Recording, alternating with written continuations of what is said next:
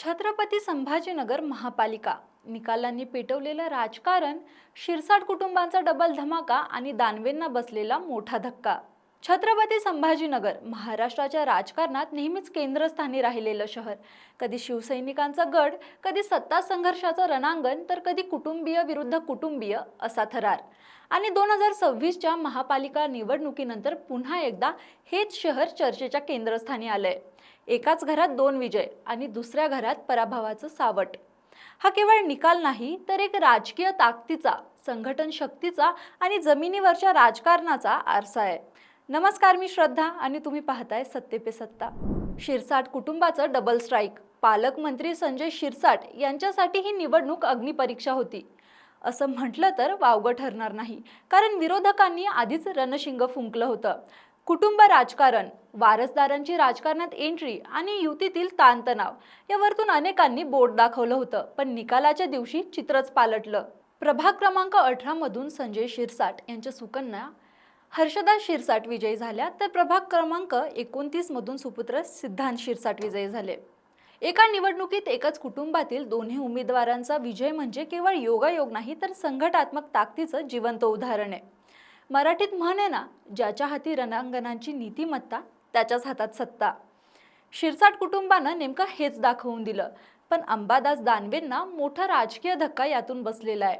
या विजयाच्या आनंदात दुसऱ्या बाजूला मात्र पराभवाची कडू चव होती. ठाकरे गटाचे नेते अंबादास दानवे, ज्यांचं नाव राज्याच्या राजकारणात आक्रमक विरोधक म्हणून घेतलं जातं, त्यांचे बंधू राजेंद्र दानवे प्रभाग क्रमांक 16 मधून पराभूत झालेत.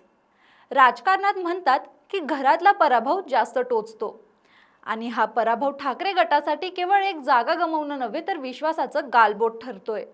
जरा आकड्यांच्या खेळाकडे बघितलं तर या निवडणुकीत कोण वर कोण खाली याचं चित्र स्पष्ट होतं.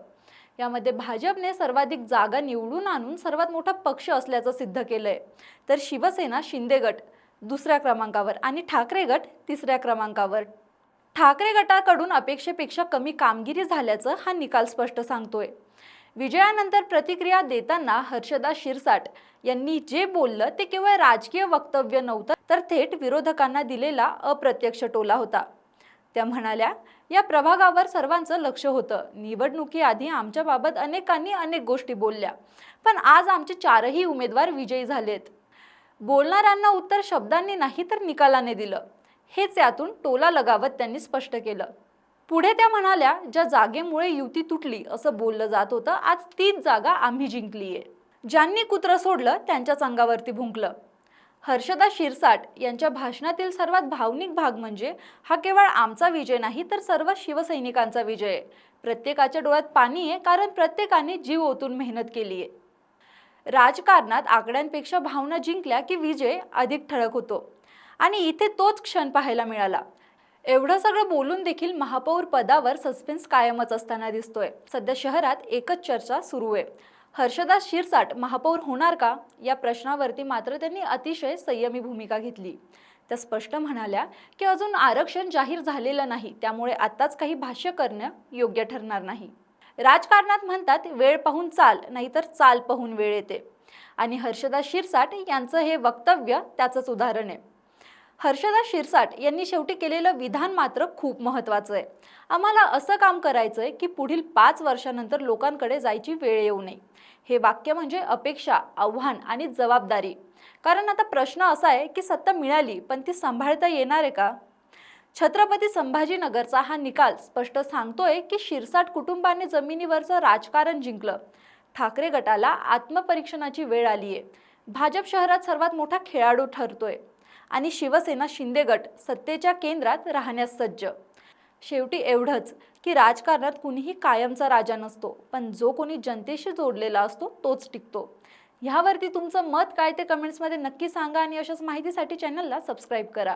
अहो, मला सारखा दम लागतोय हो. आज माझा अजिबातच मूड नाहीये. माझ्या हातापायाला मुंग्या येत आहेत. माझं खूप डोकं दुखतंय आज. अहो, माझ्या थायरॉइडच्या गोळ्या संपल्या आहेत, लवकर आणून द्या ना. या सगळ्या कुरकुरी आपण देखील रोज ऐकता का? हो ना. अहो, या त्रासावर सोपा उपचार आहे. डॉक्टर चाटेज होमिओपॅथी क्लिनिक. मुंबई, पुणे, नाशिक, संभाजीनगर सगळीकडे त्यांच्या शाखा आहेत. डॉक्टर चाटेज होमिओपॅथी क्लिनिकला अवश्य भेट द्या आणि घरातली कुरकुर कायमची बंद करा.